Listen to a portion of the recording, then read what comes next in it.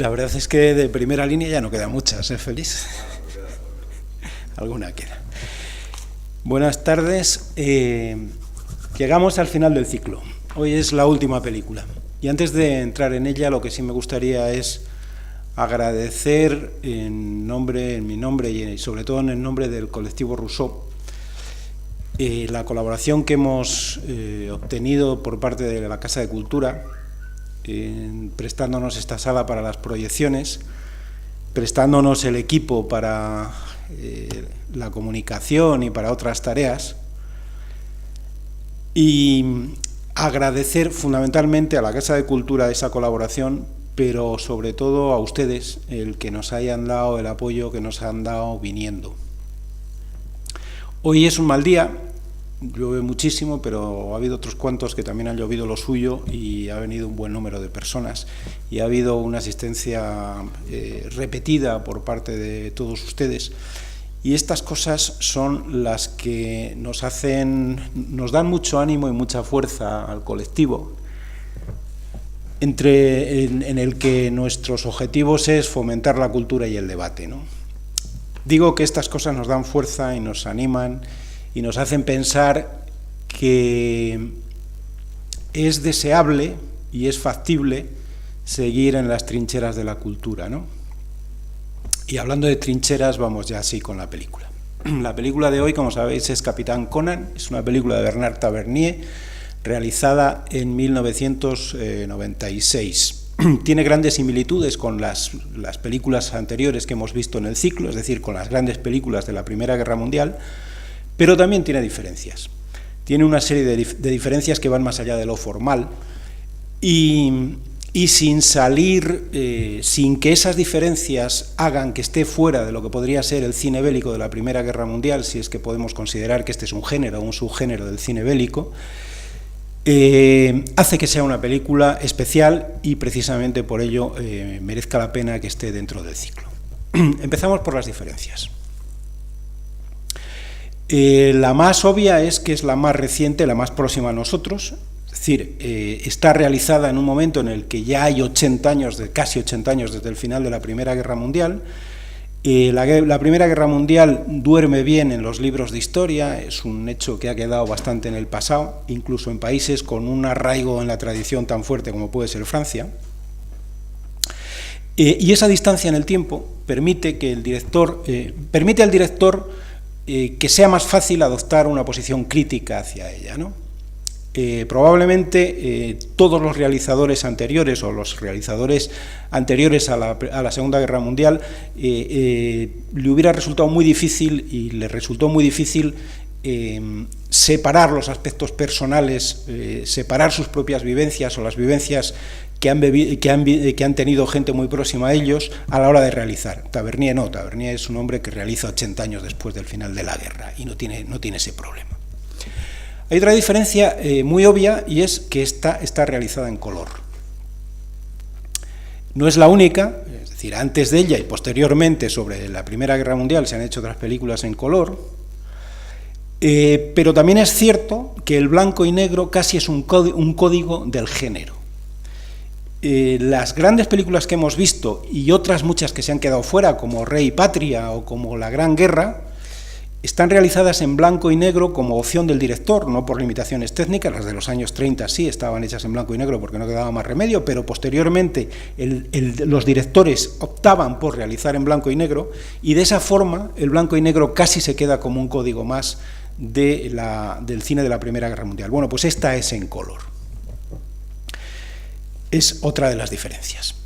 La tercera diferencia es que está ambientada en el frente oriental.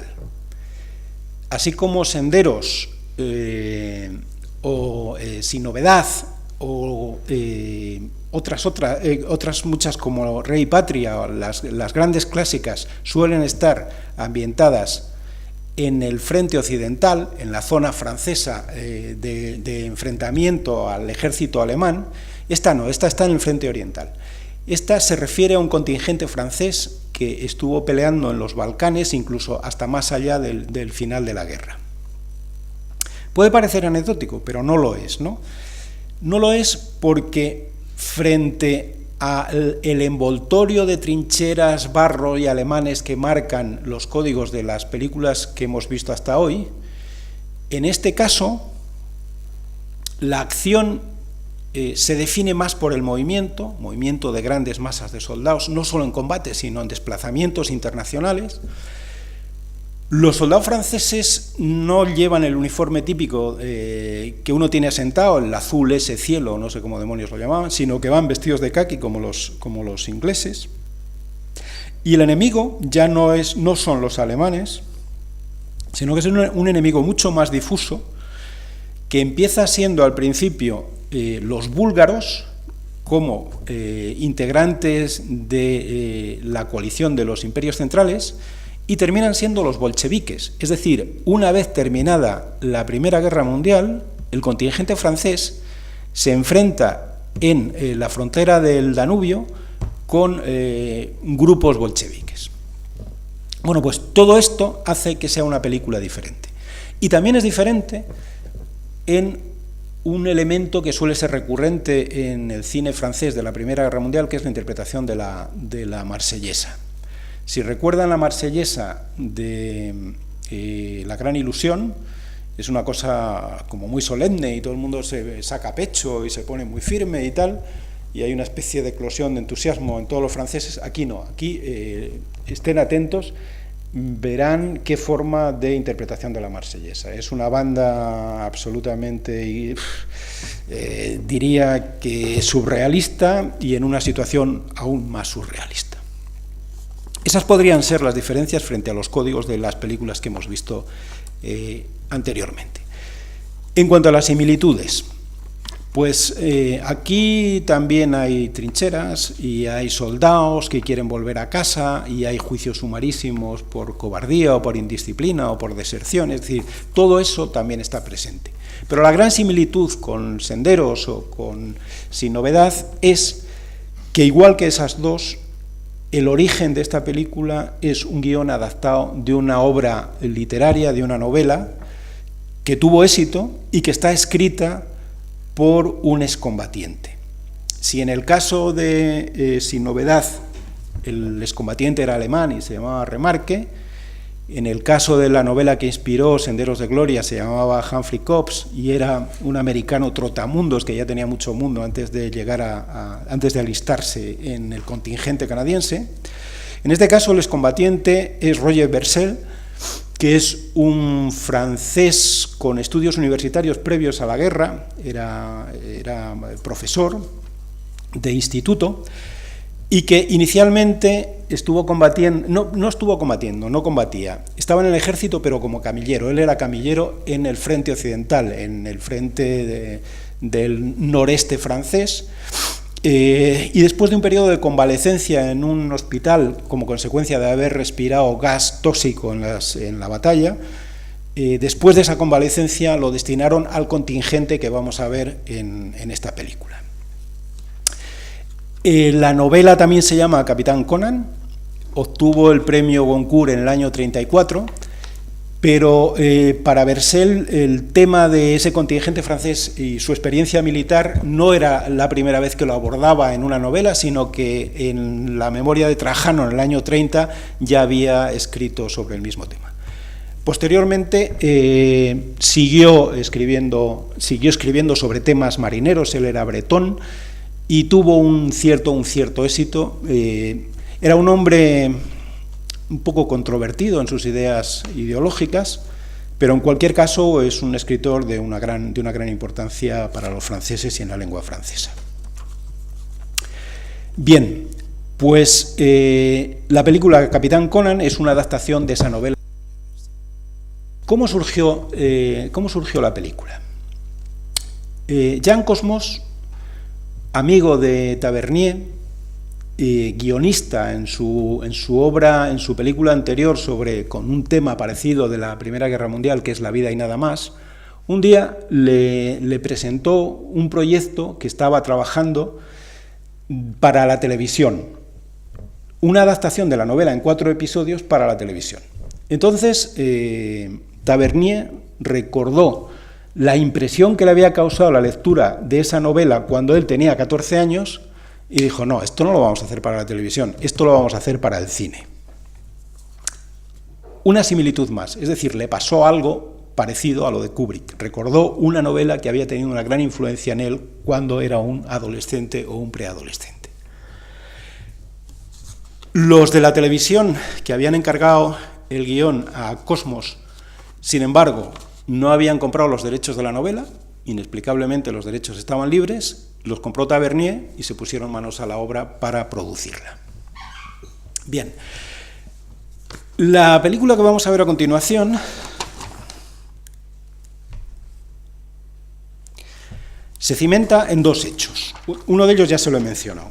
Uno de ellos es la presencia de un cuerpo de ejército, un ejército francés, combatiendo en los Balcanes, que está en estado de guerra, en estado de combate, más allá de la firma de la paz en noviembre del 18. Ese se refiere al ámbito general de la guerra. Pero luego hay un aspecto mucho más particular, que es el que le da vigor a todo el guión, a todo el desarrollo, a toda la trama de la película. Y es las aventuras, el desempeño militar de un personaje absolutamente inquietante, que es el capitán Conan. Este hombre, que es un vulgar mercero en la vida civil, lo confiesa al final, y que no se ha alistado voluntario, sino que lo han llevado al ejército dentro de lo que es la recluta según el ordenamiento francés, se descubre como un hábil manejador y conductor de hombres dentro de lo que es un grupo de operaciones especiales. Bien, pues la película se cimenta, o mejor dicho, se apoya en esos dos pilares. Por un lado, ese cuerpo de ejército francés en los Balcanes, y por otro lado, el desempeño en combate de un personaje como el capitán Conan. Bien, Tavernier dice que ese grupo la acción de ese grupo de ejército del que estamos hablando está convenientemente silenciado tanto desde un punto de vista histórico como desde un punto de vista político por la influencia del mariscal Foch, que fue el último gran jefe francés responsable de todo el contingente en el frente occidental. Y dice que por la influencia de Foch se le ha restado importancia a la victoria de ese ejército en la batalla de Sokol, que motivó la rendición, por una parte, de los búlgaros, de Bulgaria, y por otra, del Imperio Austrohúngaro, 2 meses antes de noviembre del 18, lo que en definitiva habría sido la causa del final de la guerra. Yo no sé hasta qué punto Tavernier tiene razón para decir lo que dice, pero con ese pretexto, indudablemente, él obtuvo mimbres para hacer una gran película. En cuanto a Conan, pues como ya les he dicho, Conan era un mercero en la vida civil, y en el ejercicio de una violencia descontrolada y extrema, liderando a unos guerreros que son más incontrolados y más locos que él mismo, se convierte en una especie de reyezuelo, al margen de las normas del propio ejército, y lo vamos a ver. Esto lo vemos en esta película, pero lo hemos visto en otras muchas, ¿no? Hemos visto en Apocalipsis Now cómo el coronel Kurz se va a Camboya y forma una especie de reino particular y que tienen que mandar a un capitán. Quiero decir, es un tema bastante usual en el cine, y aquí lo vamos a ver de una manera clara. Pero este Conan defiende con uñas y dientes la legitimidad y la eficacia de esa forma de lucha, ¿no? Y, por ejemplo, dice textualmente: matar a un tío lo puede hacer todo el mundo, pero nuestro curro era alojar el miedo en el coco de otros 10.000 con su muerte. Para eso hay que ir ya a cuchillo, ¿entiendes?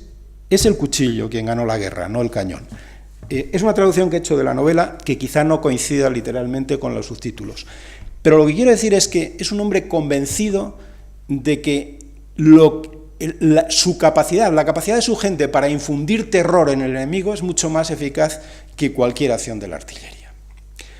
Bueno, pues este hombre tan feroz y tan sanguinario, por otra parte, es un hombre lleno de matices, porque es el único que es capaz de convertirse en defensor en un consejo de guerra de un pobre desertor, de un cobarde. Y es el único que es capaz de hacer el recorrido que hizo ese desertor para entender las motivaciones y tener una defensa más sólida de él en el Consejo de Guerra. Bien, esos son los dos puntales sobre los que se asienta Capitán Conan. El rodaje de la película se hizo en Rumanía y fue todo un desastre. A Tavernier le costó una lesión de rodilla o no sé qué demonios y finalmente una depresión de varios meses cuando estuvo de vuelta en Francia. Pero es que todo le salía mal. Tavernier cuenta anécdotas verdaderamente desternillantes. Yo solo le voy a contar dos. Por ejemplo, la primera. Construyeron unos camiones réplica de un modelo ruso de la época para el rodaje, y cuando se enfrentaron al rodaje, cuando los tenían allí y tal, descubrieron que la dirección solo giraba para un lado, con lo cual todas las curvas las tenía que coger para el mismo sitio, porque para el otro los camiones sencillamente no iban.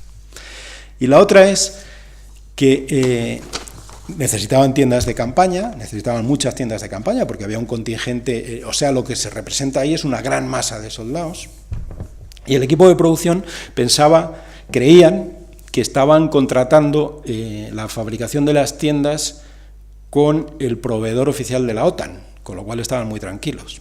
Pero se producían retrasos. Entonces Tavernier ya estaba nervioso y quiso comprobar in situ cómo estaba la fabricación de las tiendas. Bueno, fueron a donde se suponía que estaba el proveedor y se encontraron a 3 costureras cosiendo a mano en un patio trasero tiendas idénticas a las que utilizaba el ejército americano en la guerra de Vietnam.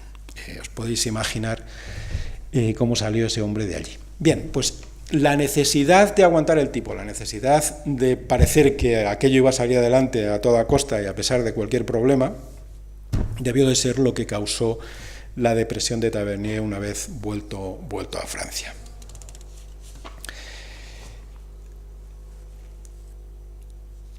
A pesar de todas estas calamidades que sufrieron en el rodaje, el resultado final, lo van a ver, es de un asombroso realismo. Es decir, pues hay momentos en los que parece, por la propia realización de cámara subjetiva, parece que uno está metido en el campo de batalla, parece que uno está avanzando con los soldados franceses.